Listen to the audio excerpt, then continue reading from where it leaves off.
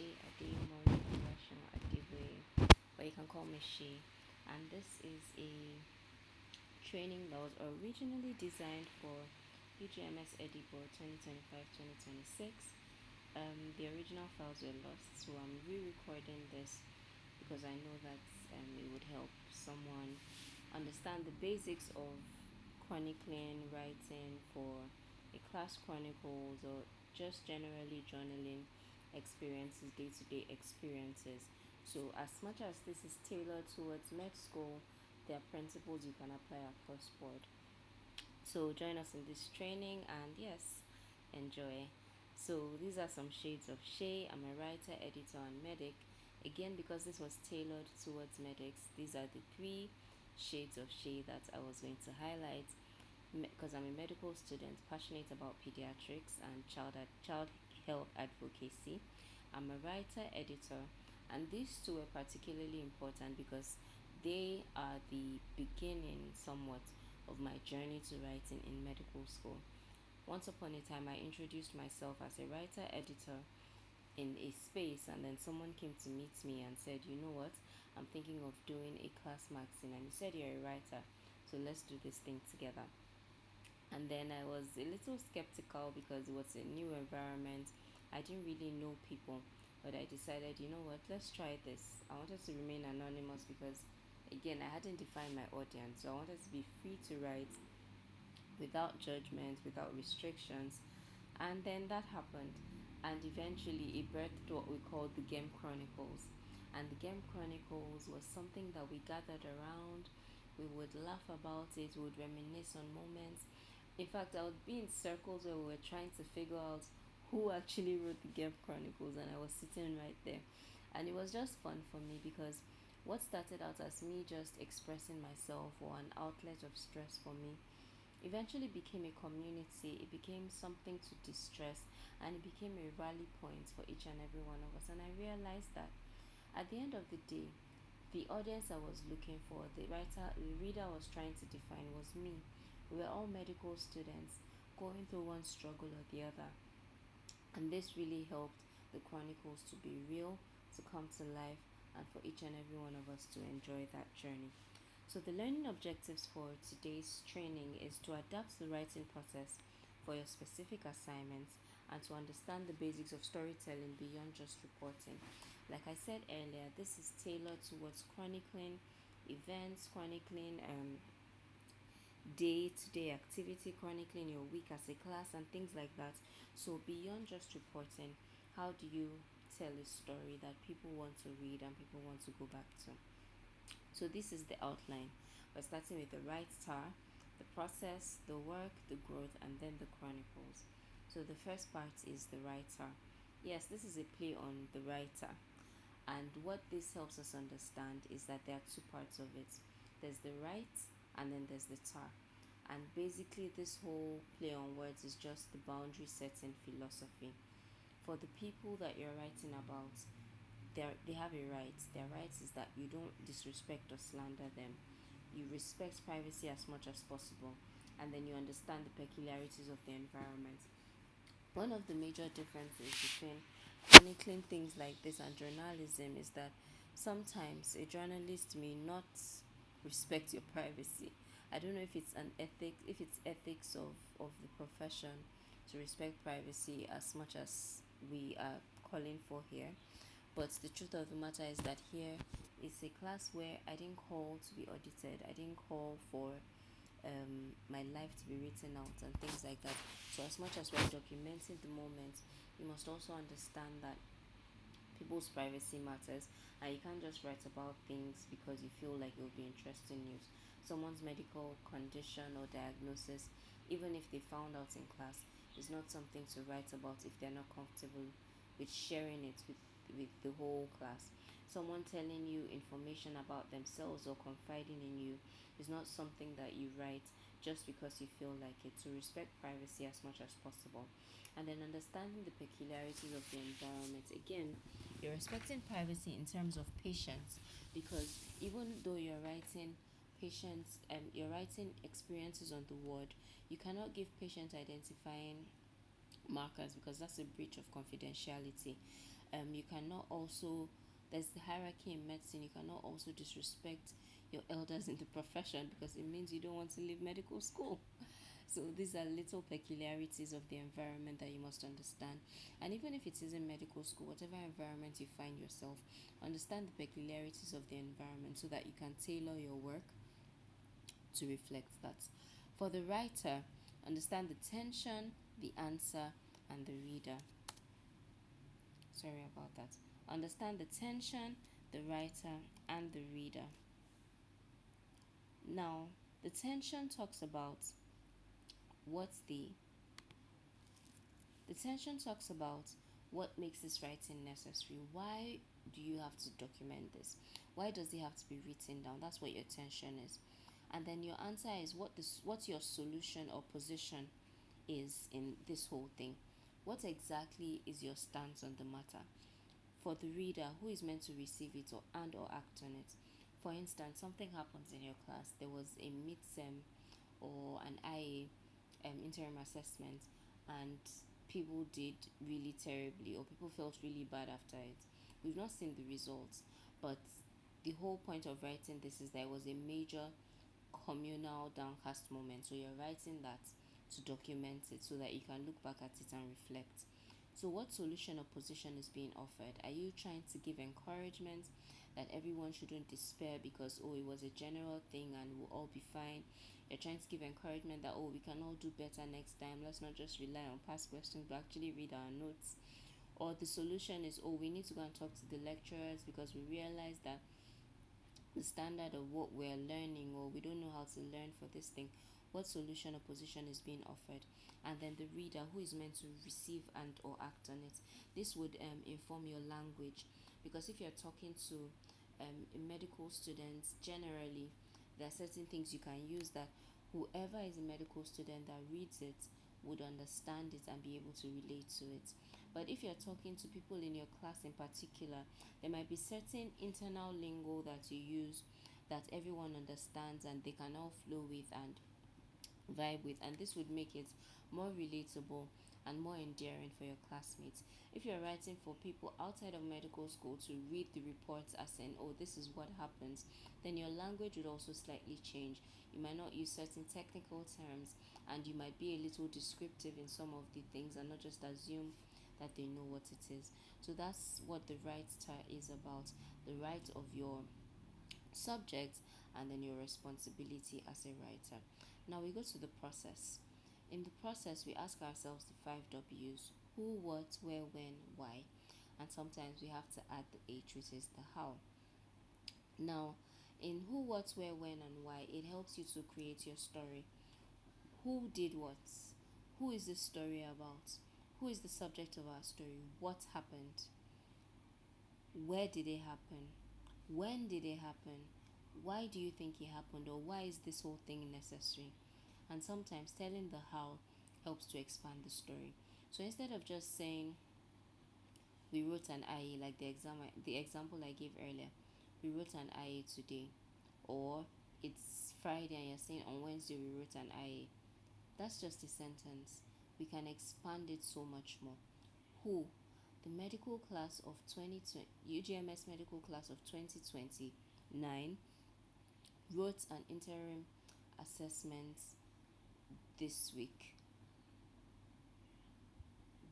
It was written in the basic science class, but it could have as well been written in a prison cell, because the way everyone sat guarding their papers, you would think that something along those lines. It draws your attention. Sorry, the examples right now are not flowing so much because um yes, just leave it at that. But something along those lines, just get creative with it. I like an interactive session usually, so I would build this story with people I'm interacting with. But yes, let's just do this for now. When did it happen? We said it happened during the week. Why? The lecturers felt that they had taught us enough and needed to test that we were actually retaining the information that they gave us. Who knew we weren't? Or they would be surprised to find out that we actually weren't. Or, from the way things went today, we probably weren't retaining anything. Do you understand? For instance, if it's something like, okay, you had a class outing and you went to the beach, and you start something like, we were all gathered in front of the school gates by 8 a.m. to head to the beach. It promised to be a fun day away from cadavers, dissecting rooms, and lecturers trying to pump drugs and pathophysiology into our heads. About 10 a.m., we were all at the beach, and at first it seemed like we were all a bunch of stiff necked medical students, all prim and proper, until the music started. Well, we should have suspected because on our way there in the bus, a few people were dancing on their seats and moving like they had rhythm. When we got there and we expected them to dance, who knew their dancing was only limited to their seats? So we've told the journey there from school, the journey there, and this adds to our story beyond just we had a class outing last week Saturday. Do you understand? So that's the process. Now the work, this is what sets you apart. This is what you do with what you have. What you do with what you have is what produces results. So the first thing is to write. One of my writing mentors will say you can't edit a blank page, so you have to write. Complete the draft. Don't think too much about it. Don't try to structure it or make it sound amazing. Just make sure you have something written down. So complete the draft. When you do, then you can review the sense and structure. What this means is that you look through it. Okay, this is meant to come before this. Oh, okay, when I was telling the story, I just jotted these points down. This and this is the order that it comes in. And you rearrange all that. Then you inspect. You become the grammar police. Are my tenses correct? Did I spell someone's name correctly? Did I use a capital letter where I was supposed to use a capital letter for someone's name or for a place? Things like that are important. Now, some people would say this is the work of the editor, but I tell you the truth, an editor cannot completely edit properly something that is terrible from your end.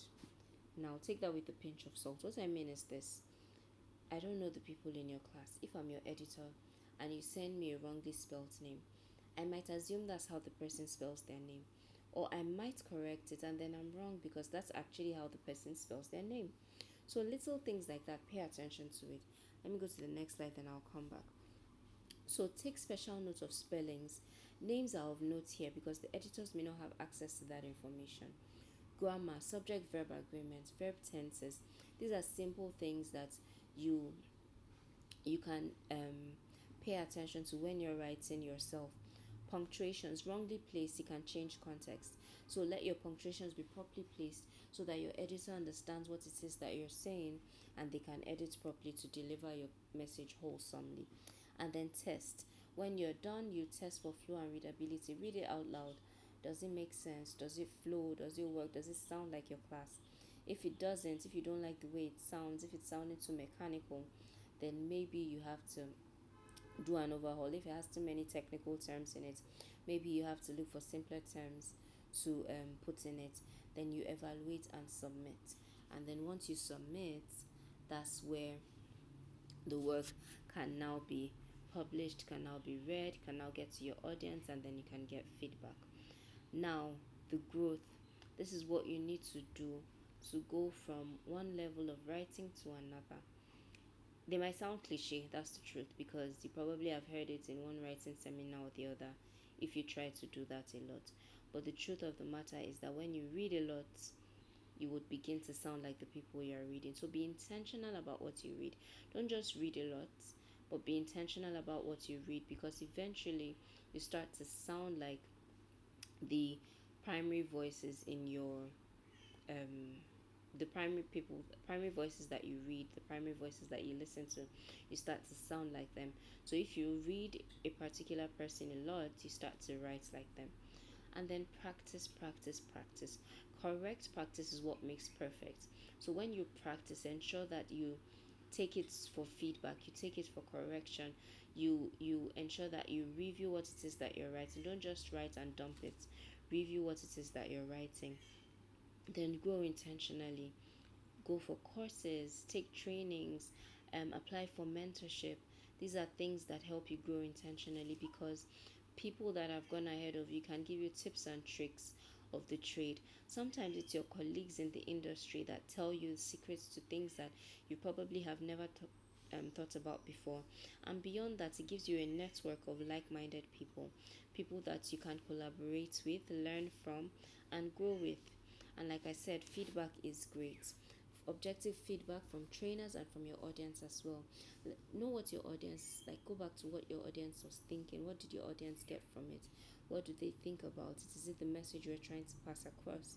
From trainers, oh, have you developed in your skill? Are you writing better? Those things are objective feedback from your trainers. And then do an honest evaluation of your work. Reflect on what it is that you've written. What did I do better? What can I do better? What didn't I do this time? What did I forget to do? So things like that would help your growth. And then finally, the main juice of this is the chronicles. Class storytelling isn't just about recording everything, it's about remembering moments that mattered. Remember, this chronicles we're talking about is a collection of moments, it's a documentation of memories. So, general storytelling tips that would help: be authentic. Don't try to sound too educated in terms of using big grammar and things that are not class language that is not class relatable. Be authentic. Stay true to the fabric of your class. Stay true to the fabric of your writing. Don't try to write like someone else because you feel like you'll get more traction. Don't try to spin a story or over exaggerate a story for clicks. No, be authentic. Now, write as you would speak. This is also a tricky one because some of us don't speak properly. The pigeon that enters the middle of our sentences, we can't really write as we would speak. But the point of this is to let you know that your tone should be conversational. This is what makes people feel like you're talking to them and keeps them engaged. So let your tone be conversational. Write as you would talk to someone. You might not necessarily say the the but all those things can be edited out. But write it as if you're talking to someone. If it helps, you can actually um, simulate saying it and then transcribe and do a little editing on it. The last thing, general storytelling tip I'll leave you with is document moments in the moment. Your notes app should be your friend. Those things that come to you just as you're moving about, put it down somewhere. Get a dedicated journal for it. Open a dedicated pad in your notes for it, or a dedicated folder for it. These things would help you generally, because sometimes you don't remember the details of the moments, but when you document those moments in the moment, then you can fully appreciate the details and how much and how relevant they are to the juice of the story. These help you create stories that readers can live through with you, so that they want to stay till the end. So, for class chronicles in particular, not just general writing, remember, don't list everything. You're not writing a report of the week. Respect the emotional truth, not necessarily chronology. What this means is that sometimes you might have to rearrange a few things. For instance, something happened towards the end of the day, but it's something that's significant, that can we can spin the story of that particular moment around. Then feel free to disorder it a bit. So you tell the story starting from that presentation, and then you weave it around to everything else around her. So respect the emotional truth, not necessarily chronology. What that means is that let the truth be the truth, but you don't necessarily have to write it exactly as they say you should write it. Then name people when appropriate. You see, when you do certain things, putting people's names in it gives it some sort of credibility. So name people when appropriate, and tell the story in moments, not summaries. Don't just do, oh, we ate rice for dinner, everything was good, this is this, that, that. No. Let it be, oh, we ate rice for dinner. What happened during that dinner time? Then you tell the story. Don't just do a summary of, oh, we ate rice for dinner on Monday, we ate beans for dinner on Tuesday, we had fruits and vegetables for dinner on Wednesday. No, you go and then you make them um, explain. You make the story, come real to them, because you're not giving them just a summary. They live through it, so they have an idea of what happened. So you're not just giving a summary, but you're telling the story in the moments that it actually happened. Make it as communal as possible so that everyone feels like they're a part of it. Don't write about one section today and then the next time you're not writing about the other section. Go around, let everybody feel like they're a part of it, and then finally end with reflection instead of conclusion. What this means is that when you've concluded, it means I've thought through it and this is what I decide. But with reflection, you call on others to join you to prefer a solution, to join you, to be a part of the solution. So that's what reflection does. So end with reflection instead of conclusion. And ultimately, just write, be authentic, and keep growing. If there's anything that you've heard from me today, is this three: just write, be authentic, and keep growing. In conclusion, I want you to understand that writing is a skill, but it is also a vocation. What this means is that as much as it is a skill that you have to wield and you have to keep training for it to get better, it's also a vocation that you have to think through and plan strategy and decide that, okay, this is how I want to appear, this is how I want this to be presented. Do you understand? So, writing is a skill, and that's quite great, but it is also a vocation. As much as you service your skill by using it, coming back sometimes to for it to recharge, remember that you didn't develop your vocation, or remember that you need to develop your vocation. Thank you very much. And if you have any questions, you can reach out to me on in the comment section, definitely on any of my social media platforms. You can take a screenshot of this page, go on Instagram, tag me, let me know what you learned, and yeah, thank you very much for this opportunity again. Good night.